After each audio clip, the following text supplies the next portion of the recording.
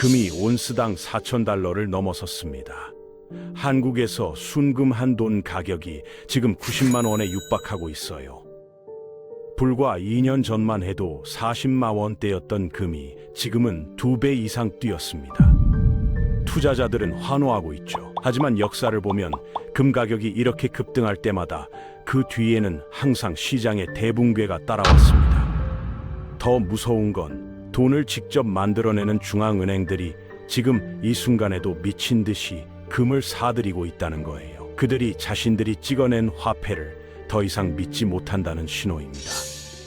지금부터 왜 금의 폭등이 축하가 아니라 재앙의 카운트다운인지, 그리고 진짜 큰 손들은 무엇을 알고 움직이는지 낱낱이 파헤쳐 보겠습니다. 대부분의 투자자들은 금을 이렇게 생각합니다. 시장이 흔들리면 금으로 피신하고 포트폴리오에 5% 정도 넣어두면 안심할 수 있다고요. 재무 설계사들이 항상 하는 조언이죠. 평범하고 지루하지만 안전한 방식이라고 배웠습니다. 금은 위기의 반대편에 서 있는 자산이며 모든 것이 무너질 때 나를 지켜주는 방패막이라고 믿어왔거든요. 이런 생각은 너무나 자연스러워서 의심조차 하지 않게 됩니다. 문제는 이 공식이 현실에서는 전혀 다르게 작동한다는 겁니다. 2024년 초만 해도 금은 온스당 2,000달러, 그러니까 약 280만 원 선에서 거래되고 있었어요. 한 돈으로는 약 45만 원 정도였죠. 전문가들이 적당한 수준이라며 고개를 끄덕이던 가격대였습니다.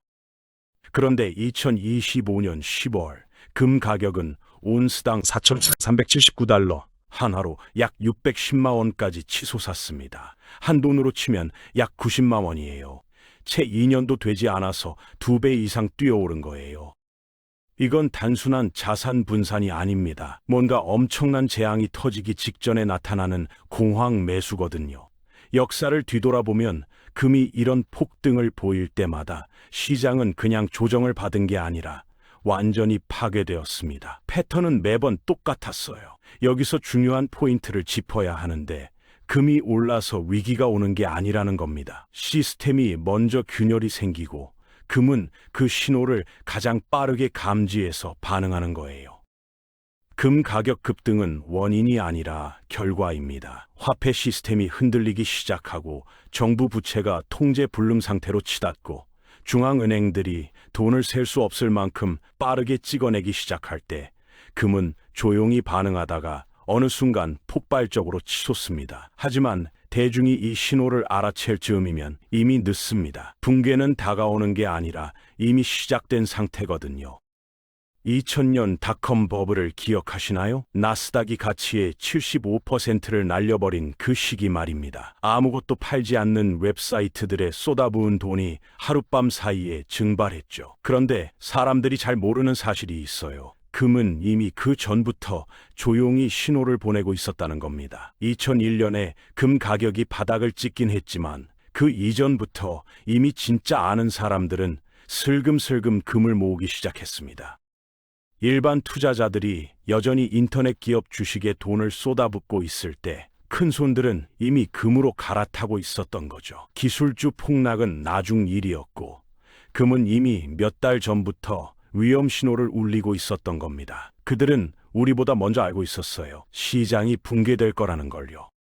2008년 금융위기는 더 극명한 사례입니다. 은행들이 아직 서브프라임 모기지를 최고 등급 투자 상품이라고 우기고 있을 때 금은 650달러에서 1000달러를 향해 달려가고 있었어요. 월가가 여전히 보너스를 나눠주던 그 순간에도 금은 재앙의 가격을 이미 매기고 있었던 겁니다. 리먼 브라더스가 무너진 건 그해 9월이었지만 금은 이미 몇 개월 전부터 비명을 질러대고 있었거든요. 금 가격이 2배로 뛴다는 건 시장이 우리에게 뭔가를 말하려는 겁니다.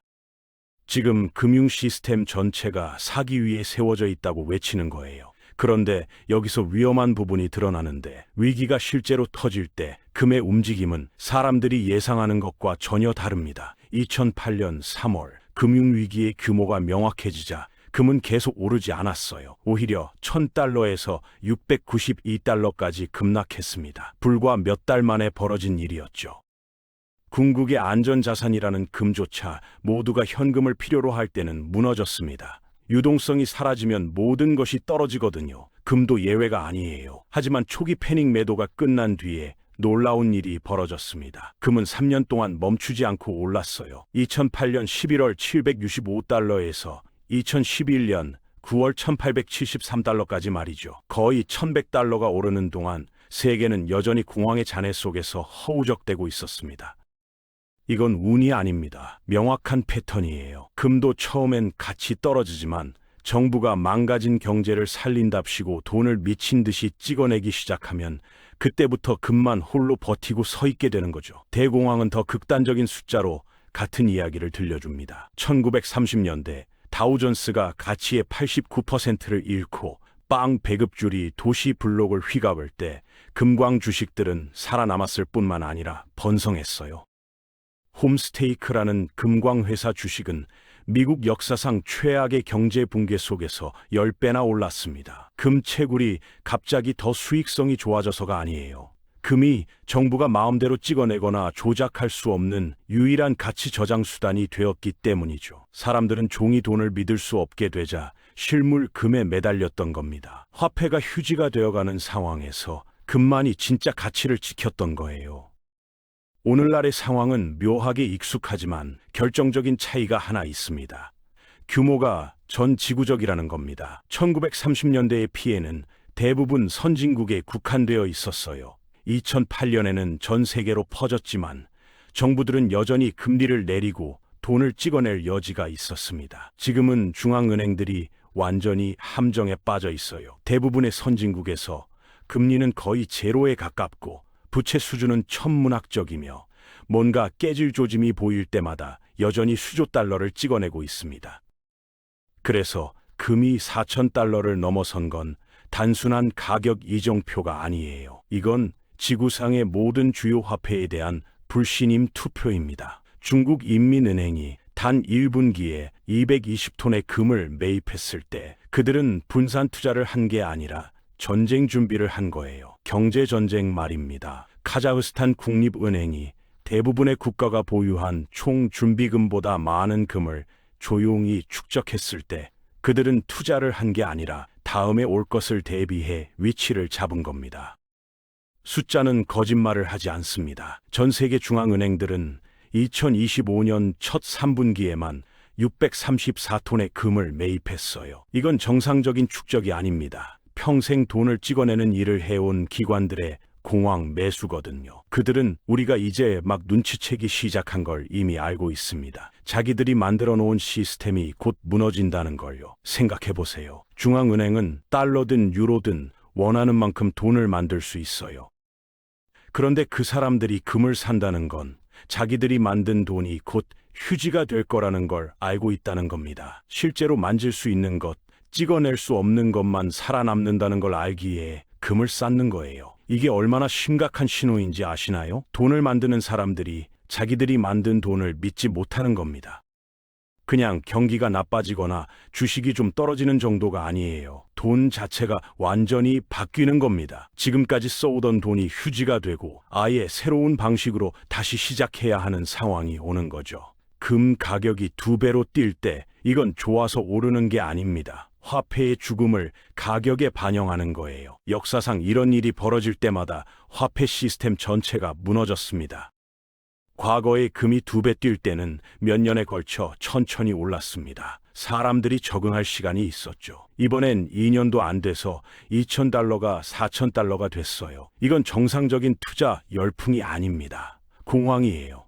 뭔가 엄청난 게 터지기 직전이라는 신호입니다. 더 무서운 건 지금 금을 사들이는 사람들의 정체예요. 여러분처럼 안전하게 푼 굴려보려는 개인이 아니에요. 수십조 원을 움직이는 기관들, 나라의 돈을 관리하는 국부펀드, 그리고 중앙은행들입니다.